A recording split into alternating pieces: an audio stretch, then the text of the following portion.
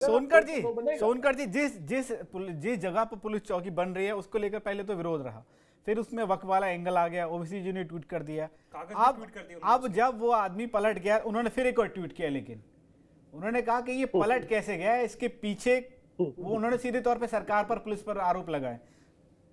आप क्या देख रहे हैं कि भाई वक्फ वाला जो मामला है आपके लिए भी कठिन चुनौती है?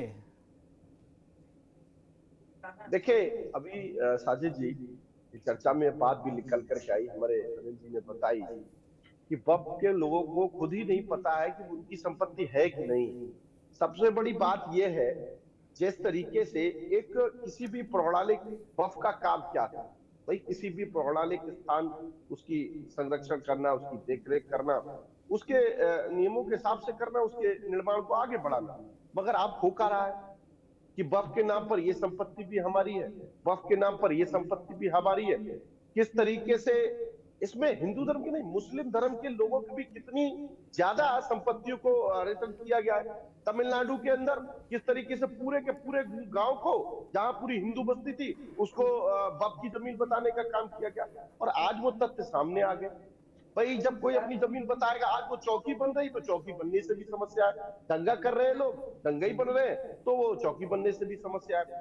तो जिस तरीके से वक्फ के नाम पर जिस तरीके से लोगों की जमीनों को हथियाने का एक एजेंडा है, उस पर भी सरकार काम कर रही है। और सरकार ने अपने पूरी प्लान के साथ में, उस विधि के साथ में कि वक्फ को चलाने के लिए क्या नियम होने चाहिए भाई, वहां जो वक्फ की जमीन हक है तो उस पर निर्णय जिलाधिकारी की कमेटी के हिसाब से होगा। वक्फ के अंदर और भी लोग भी होंगे, महिलाओं की भी भूमिका उसमें जरूर होनी चाहिए। तो ये सरकार ने अपने प्रस्ताव वक्फ के अंदर रखे। और किस तरीके से लोग आज वक्फ के नाम पर गरीबों की जमीनों को भी हथियाने का काम करते हैं, तो ये सारे तथ्य उत्तर प्रदेश की जनता और देश की जनता जानती है, उसके साथ निर्णय कर रही है। अशोक जी, और प्रदेश में भी दूसरी बात, मैं 10 सेकंड हो साजिद भाई, हमारे वरिष्ठ पत्रकार मृत्युंजय भाई ने कहा सरकार अपना काम करती है। हमने भी मृत्युंजय भाई ये देखा था 2012 से 17 के कार्यकाल में सरकार ने क्या काम किया था। सरकार ने यह काम किया था कि सरकार कब्रिस्तान बनाने में जुटी हुई थी, सरकार मस्जिदों की बाउंड्री कराने में जुटी हुई थी, सरकार मुस्लिम योजना, और जब हमने देखा कि जाति के लोगों को नौकरियों में देने का काम किया, सरकार ने यही सरकार थी जिसने सबके साथ के साथ सबका विकास करने का भी कार्य किया। अशोक जी, एक आरोप आपकी तरफ से भी लगाया जा रहा है, ये आप सीधा हम लोग मिल्कीपुर की तरफ को आते हैं। अखिलेश यादव जी ने तंज किया कि वहां कम से कम आप लोग भी जाइएगा और देखिएगा कि किस तरह से कितना फेयर और कितना निष्पक्ष चुनाव होता है।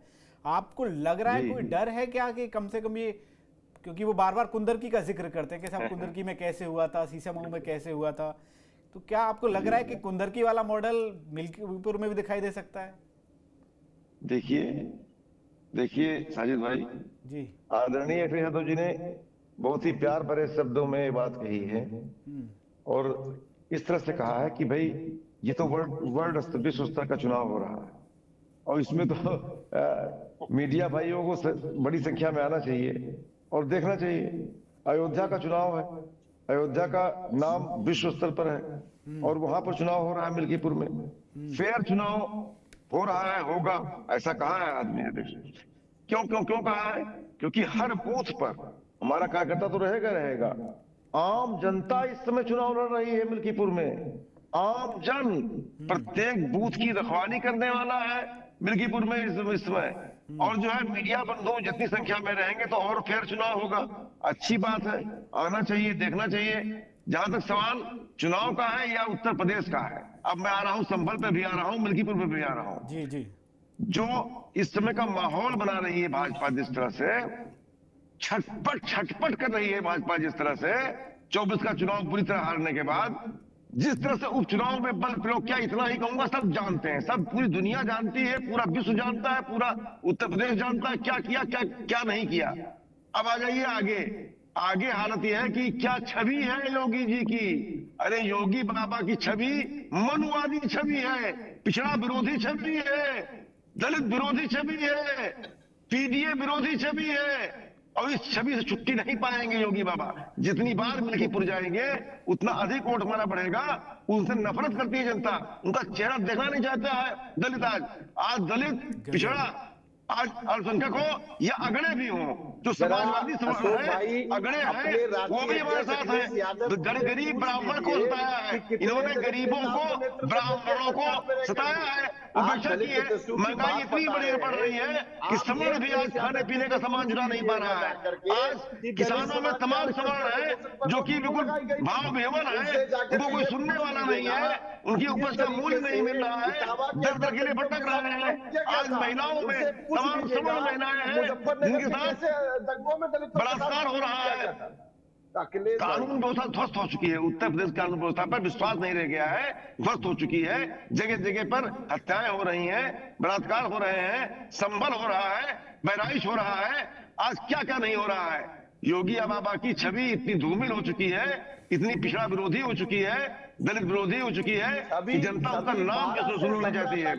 आज अमित शाह जी को ले लीजिए, अमित शाह जी को ले लीजिए, बाबा साहब का जिस तरह अपमान किया अमित शाह जी ने, जनता कभी भूलेगी नहीं। आज उन्होंने कहा अम्बेडकर अम्बेडकर अम्बेडकर अम्बेडकर, कितनी बार अपराधियों को भगवान बना देते, सातों जन्म आज के जो है तर जाते। क्या कहते हैं, क्या बात का स्वर्ग मिल जाता है आपको। सवाल इस बात का है, इन पर चुनाव हो रहा है। आज दलित खदेड़ना चाहता है भाजपा को बुरी तरह से, और मिल्कीपुर में वो इतिहास रचेगा कि जो है जनता देखेगी, पत्रकार भी देखेंगे, और जो है योगी बाबा को छठी का दूध याद आ जाएगा इस चुनाव में, छठी का दूध याद आ जाएगा उनको इस चुनाव में। बुरी हालत जा रहे हैं क्योंकि वो चेहरा दिखाने लायक नहीं है दलित वर्ग को। आज चेहरा दिखाने नहीं लायक नहीं पिछड़ा वर्ग को, जिस तरह से सिस्टम में डाला हुआ है। सवाल इस बात का है, ये पिछड़ा वर्ग ही, दलित वर्ग ही, पीडीए ही उनको धकेलने जा रहा है, धक्का मारने जा रहा है। 27 में बुरी हाल हारेंगे, और मिल्कीपुर तो हार चुके हैं। पिछड़े वर्ग में बुरी हाल हारने जा रहे के अलावा किस जाति का आपने नेतृत्व कर दिया? पिछड़े वर्ग में अशोक भाई, आप पिछड़े समाज की बात कर रहे हो, एक जाति के अलावा कितने लोगों को नेतृत्व दे दिया? एक जाति के अलावा कितने लोगों को चुनाव दिया? आज सारा का सारा पिछड़ा वर्ग आज आदरणीय अखिलेश यादव जी के नेतृत्व में खड़ा है।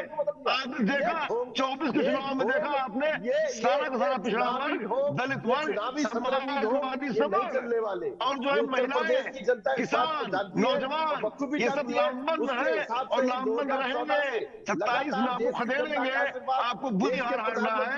आपके अंतरकला मची हुई भाजपा में अंतरकला मची हुई है। तमाम भाजपा के अलायंस, तमाम भाजपा के अंदर ही कला मची हुई है। सब कह रहे हैं पिछड़ा विरोधी, आपके अलायंस, आपके साथ जुड़े हुए लोग हैं।